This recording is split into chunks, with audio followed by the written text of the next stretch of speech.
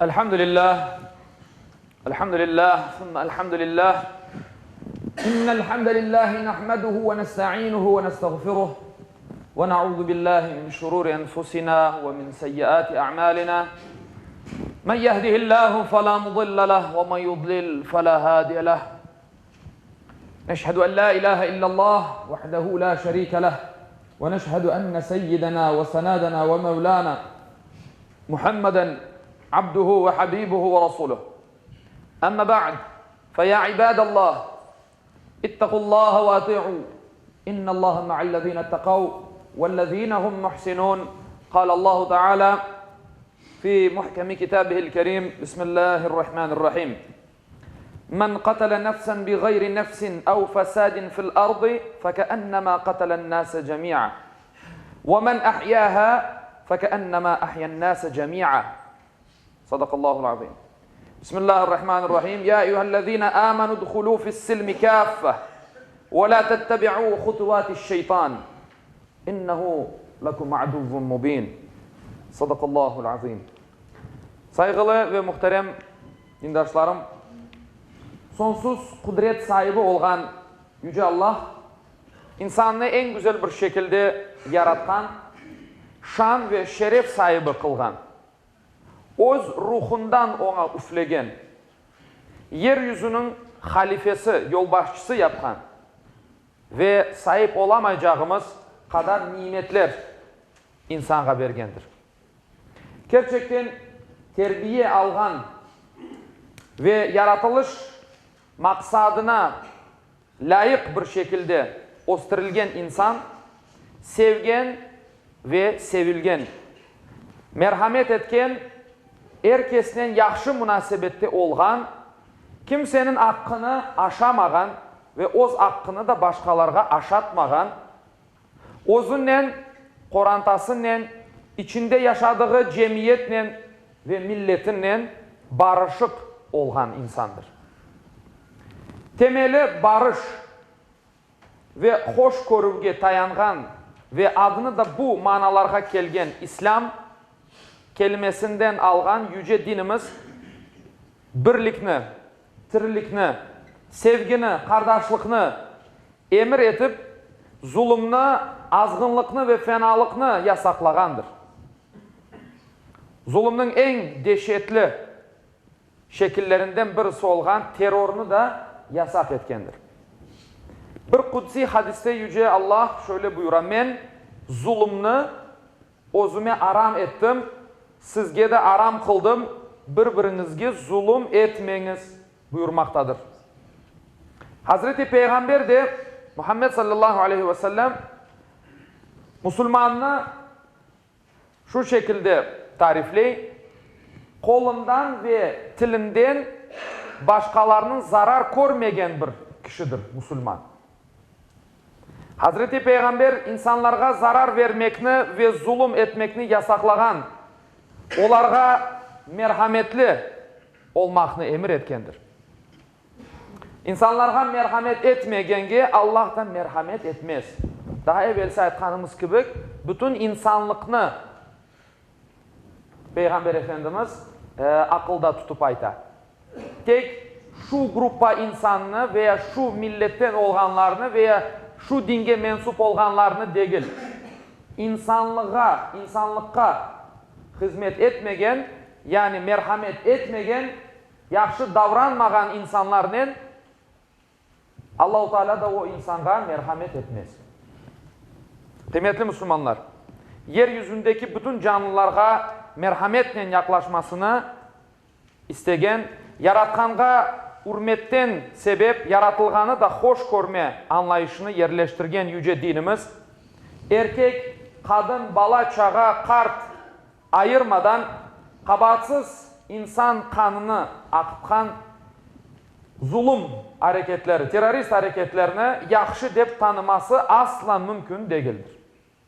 Yüce Mevlamız Kur'an-ı Kerim'de haksız yerde insan öldürülüğünü aram kılgan ve cezasını ebedi cehennem olganını bildirgendir.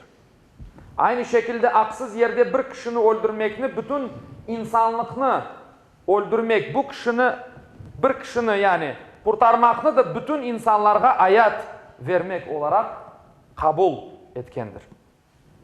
Hazreti Peygamberimiz ise bırakın bir Müslümanın kanını akıtmakını cenk esnasında Müslümanlarla cenk etken gayrimüslim yani Müslüman olmaganlar kadınlarının, ballarının, kartlarının ibadetlerine meşgul din adamlarının öldürülmesini yasaklagandır. Hatta ibadethanelerinin yıkılmasını, tereklerinin kesilmesini, hayvanlarının öldürülmesini bile yasak etkendir. Şu halda adı ne olsa olsun zulüm deyik, terörizm deyik, anarkiya deyik, İslam'la uzaktan ve yakından hiçbir bağı yoktur. Bu hareketlerini herhangi bir dinle, hususan İslam'la bağlamak hiçbir surette mümkün değil. Aksine dinimiz her türlü bozgunculuknu, anarkiyanı, fesatını, kıynama, işkencelerini, kıskası terör ve şiddetini kesinlikle aram kılgandır.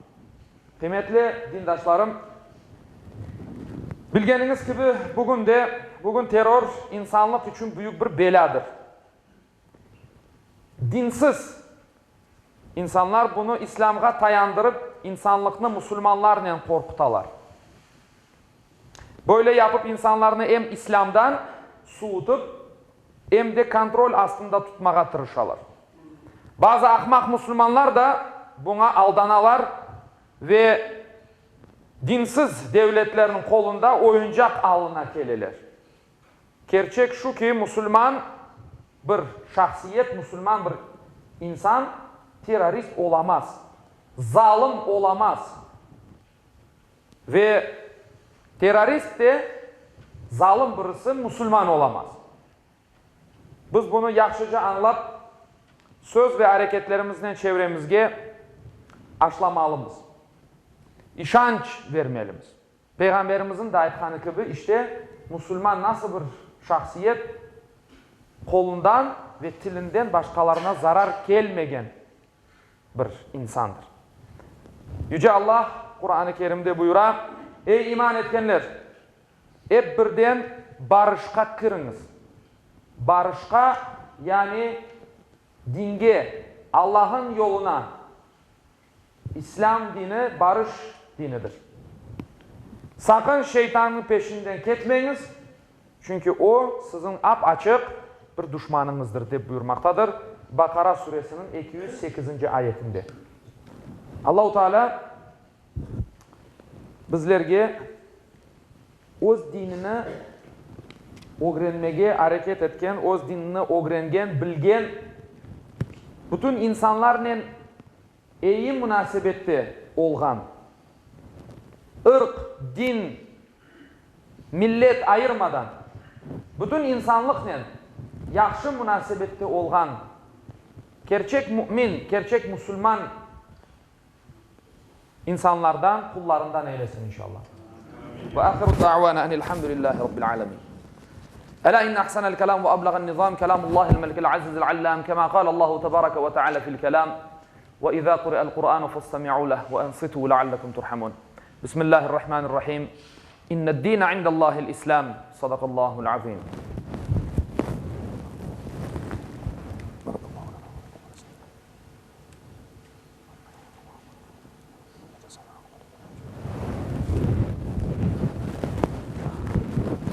الحمد لله حمد الكاملين والصلاة والسلام على رسولنا محمد وعلى آله وصحبه أجمعين تعظيما لنبيه وتكريما لفخامة شان شرف صفيه فقال عز وجل من قائل مخبرا وآمرا إن الله وملائكته يصلون على النبي يا أيها الذين آمنوا صلوا عليه وسلموا تسليما اللهم صل على محمد وعلى آل محمد كما صليت على إبراهيم وعلى آل إبراهيم إنك حميد مجيد. اللهم بارك على محمد وعلى آل محمد كما باركت على إبراهيم وعلى آل إبراهيم إنك حميد مجيد. اللهم وارض عن الأربعة الخلفاء سيدنا أبي بكر وعمر وعثمان وعلي ذوي الصدق والوفاء، وعن الأنصار والمهاجرين والتابعين إلى يوم الجزاء، وعن كافة المؤمنين والمؤمنات والمسلمين والمسلمات الأحياء منهم والأموات بفضلك ورحمتك إنك سميع قريب مجيب الدعوات. عباد الله، إن الله يأمر بالعدل والإحسان وإيتاء ذي القربى وينهى عن الفحشاء والمنكر والبغي يعظكم لعلكم تذكرون. Okuğanım ayette Yüce Allah şöyle buyura: şüphesiz Allah adaletini, yaxşılık yapmakını ve soy-sopka yardım etmekini emir eter.